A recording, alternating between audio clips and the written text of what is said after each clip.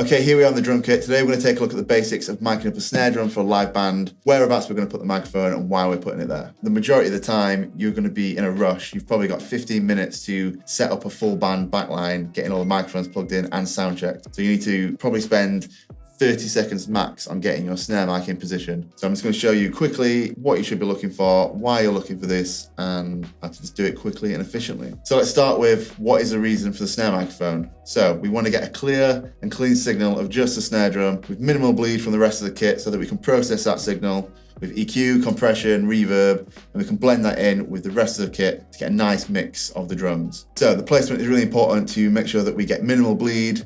We want to make sure that the microphone is well out of the way of the drummer hitting it. So if they do hit it with a stick, the microphone probably will explode, and that's the last thing you want during the show, is them to run up and change the snare microphone. So let's start with microphone choice. What kind of microphone should you be using to mic up your snare drum? Usually a cardioid pickup pattern suits this best to reduce bleed from other bits of the drum kit around it because it rejects signal from behind and the sides. But you may find that a hypercardioid or a supercardioid pickup pattern might suit your drummer's style better. So it's all about experimenting with different microphone choices to see what suits the style that you're after. For today, I'm using the Shure SM57, the classic microphone, very commonly used on snare drums. It's a dynamic cardioid pickup pattern, so it's perfect for the snare. So the placement of the microphone is very important. So we want to place it somewhere where it's not going to be hit by the drummer and explode.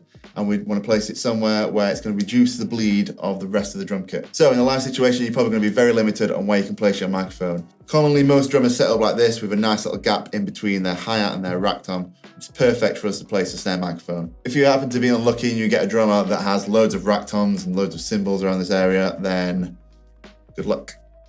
So this is a pretty common setup for most drummers with this little gap just between the hi-hat and the rack tom, which works great for us when positioning the snare microphone in between them. So the cardioid pickup pattern of the microphone, it rejects more signal to the back and to the sides. We can position the mic here with then placing the hi-hat and the rack tom in this rejection zone. So we're going to reduce the bleed from these two aspects of the drum kit while still picking up a strong and clear signal from the snare drum. So I have my microphone just on a short microphone stand just in between where there was space, and then the arm extended over to bring the microphone level with my snare drum. So I like to start by getting the diaphragm of the microphone level with the rim of my snare drum. Don't want to go past this point because then I'm going to risk the drummer hitting the capsule with the drumstick, and we don't want that. So once I've got a microphone in position level with the rim of the snare, we're going to look at the distance between the snare and the microphone capsule.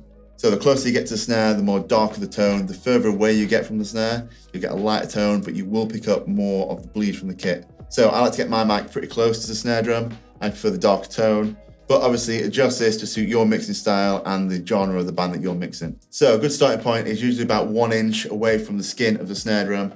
So about 1 or 2 fingers distance between the snare and the capsule of the microphone.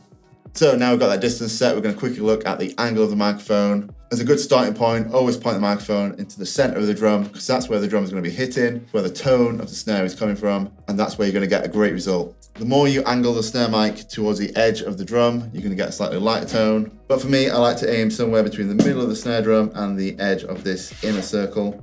So if I aim for somewhere in here, I know that I'm going to get a good result quick.